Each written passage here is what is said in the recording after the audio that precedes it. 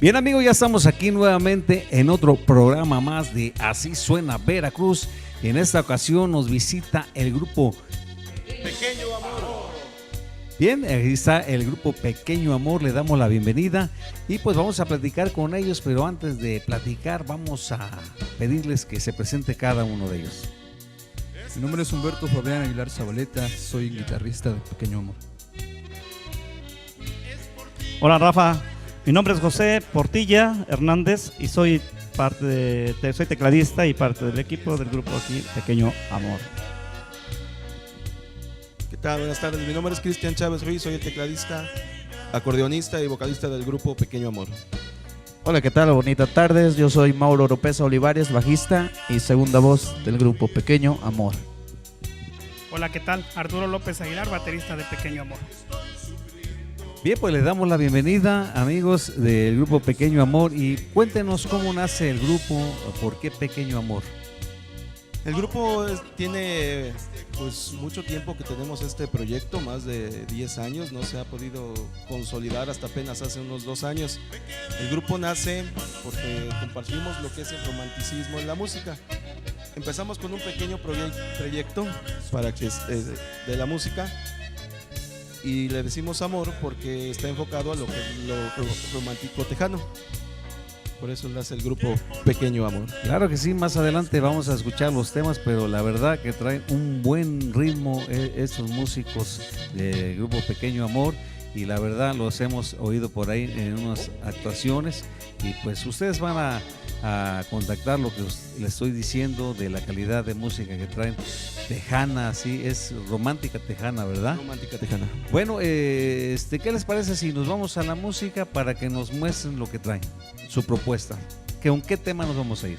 Nos vamos a ir a un tema de Edel Ricardo Ramírez que se llama Con las manos vacías, y con un tema que se llama No puede ser, de acá de su servidor.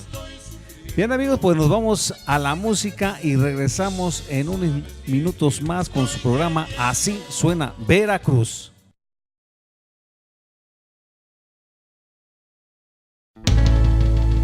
Un montón de sueños, todos rotos, una nueva canción que hable de mi dolor.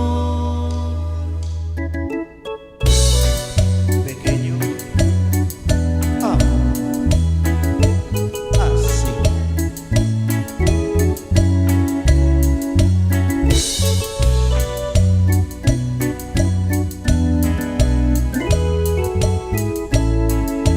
Un montón de